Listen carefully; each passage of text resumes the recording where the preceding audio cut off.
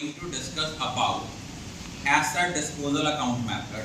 Method आपके वही हैं, मेनली दो, स्ट्रेट लाइन मेथड और रिटर्न डाउन वैल्यू मेथड।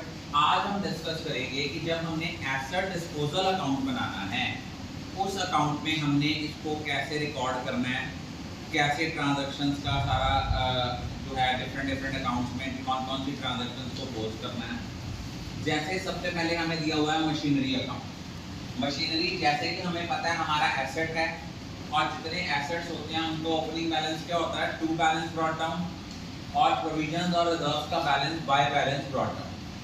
हमें यहाँ पे एडिशनली क्या बनाना है, कल हमने प्रीवियस लेक्चर में किया था asset account and provision for depreciation account, लेकिन आज हमने इसमें एक और एडिशन किया है कि हम asset account provision for depreciation account के साथ साथ एक एक्स्ट्रा अकाउंट बना रहे हैं जिसको नाम दिया है एसेट डिस्पोजल, यहाँ दिया मशीनरी डिस्पोजल अकाउंट। इसमें क्या होता है कि कोई भी एसेट जो बेचना है उसकी पहले बुक वैल्यू ओरिजिनल कॉस्ट जो है उसको ट्रांसफर करना है एसेट डिस्पोजल में।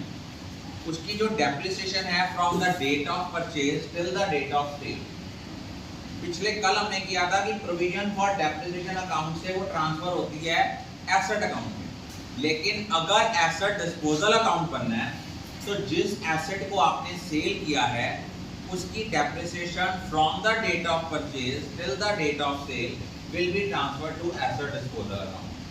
अब जैसे आपने 16,000 की मशीन जो थी, कॉस्ट प्राइस की मशीन बेची थी, तो मशीनरी अकाउंट से मशीनरी डिस्पोजल में ट्रांसफर करेंगे 16,000, मशीनरी डिस्पोजल में उसको शो करेंगे टू मशीनरी, उसकी सेल हुई है 8400, उसकी डेप्रिसिएशन लेनी है from the date of purchase till the date of sale. 2018 में हमने उसको खरीदा, 18-19 में उसकी डेप्रिसिएशन दी 1600, फिर 1600 क्योंकि स्ट्रेट लाइन मेथड है, depreciation will remain same through out the line. 4 years की आगे 6400, इसको हमने एसेट डिस्पोजल में ट्रांसफर किया बाय प्रोविजन फॉर डेप्रिसिएशन, 6400 आया।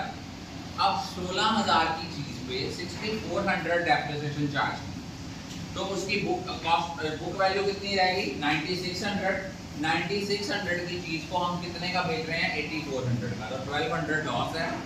वो एसेट डिस्पोजल में शो किया by profit and loss account. अगर गेन होता तो एसेट डिस्पोजल अकाउंट में आना था to profit and loss account. अब देखो 60,000 में से 16,000 की मशीनरी चली गई, रिमेनिंग मशीनरी बची 44,000 की।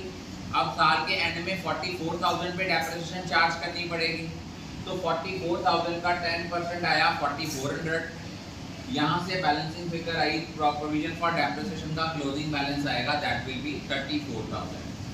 अब कईयों के माइंड में क्वेश्चन अराइज हो सकता है कि सर यहाँ पे आपने डेप्रिसिएशन 44,000 पे क्यों डाली है, रिड्यूसिंग बैलेंस में क्यों डाली है। बच्चे वो रिड्यूसिंग बैलेंस जो 44,000 आया है वो आया 60,000 में से जितनी कॉस्ट प्राइस की चीज बिक गई है वो माइनस करने के बाद। रिड्यूसिंग बैलेंस तब होता अगर डेप्रिसिएशन माइनस करने के बाद आता। अब 60,000 में से 16,000 की कॉस्ट प्राइस की मशीन बिक गई है, तो रिमेनिंग मशीन जिसकी ओरिजिनल वैल्यू 44,000 है उसके ऊपर डेप्रिसिएशन चार्ज करें। I think all of you are clear about it.